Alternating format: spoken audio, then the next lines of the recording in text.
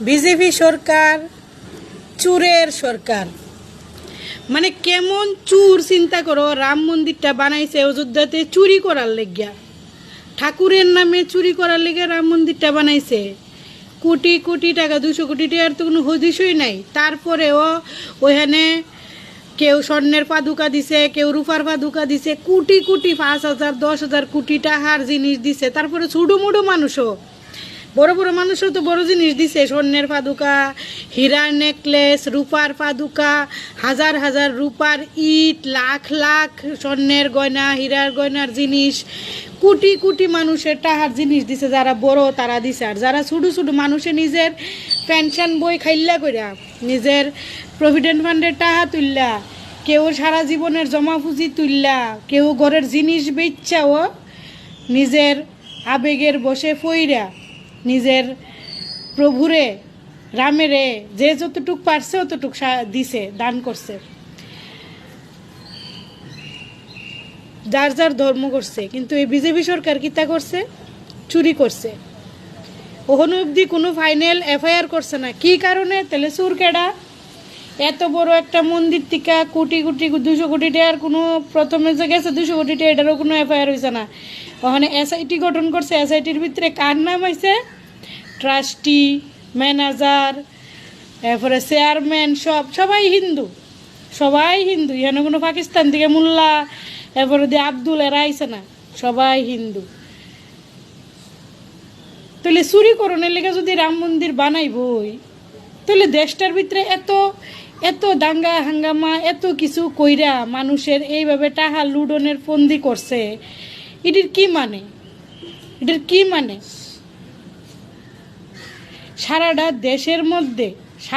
দেশের মধ্যে এইভাবে লুট মাচাইতেছে। তারপরে ঠাকুরের নামে তারা বিশ্ব হিন্দু পরিষদ, ওখানে কোনো আওয়াজ নাই। বিশ্ব হিন্দু পরিষদ, এই যে হিন্দুরা মন্দিরের ভিতরে চুরিটা করছে, trustee Hindu, chairman Hindu, manager Hindu, সবাই হিন্দু। তাহলে এটি কই গেছে? কিলিগে কোনো স্টেপ নেওয়া হইতেছে না। এসআইটি একটা গঠন করছে। এসআইটি কার কথা কইব? এটা তো সবাই জানে এসআইটি কার কথা কইব। এটার কোনো কিছু আইতো না, কোনো ফাইনাল রেজাল্ট আইতো না। এইভাবে হিন্দুত্বের নামে মানুষের লুটতাছে দেশটার ভিতরে, এইভাবে হিন্দুত্বের নামে মানুষের লুটতাছে। তারা হিন্দু হিন্দু হিন্দু হিন্দু কইরা হিন্দুরারেই মারতাছে, হিন্দুরারেই টাকা মাইরা খাইতাছে, হিন্দুরারেই ভবিষ্যৎ অন্ধকারে নিতাছে।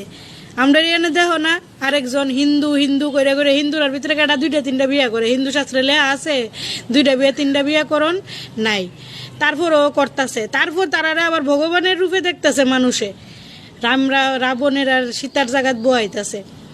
বুঝো, 2 বিয়া 3 বিয়া তো রাবণে করছে, রামে তো করছে না। তারা হিন্দুর নাম দিয়া সনাতনের নাম দিয়া এই রাম মন্দিরটা বানাইছে এই দেশটারে লুটার লেগে, গরিবরে লুটার লেগে। মানুষের ট্যাক্সের টাকা তো যাইতেছে, ওই ধানের টাকা অবধি তোমার নাই, মন্দিরটারে অবধি ছাড়তেছে না এই বিজেপি সরকার। বুঝছো? এরপরও মানুষ খুশি, মানুষ তারপরেও আওয়াজ তোলে না, কেউ বিরোধিতা করে না। হিন্দু হিন্দু কইরা দেশ 2047 বিশ্বগুরু হইব?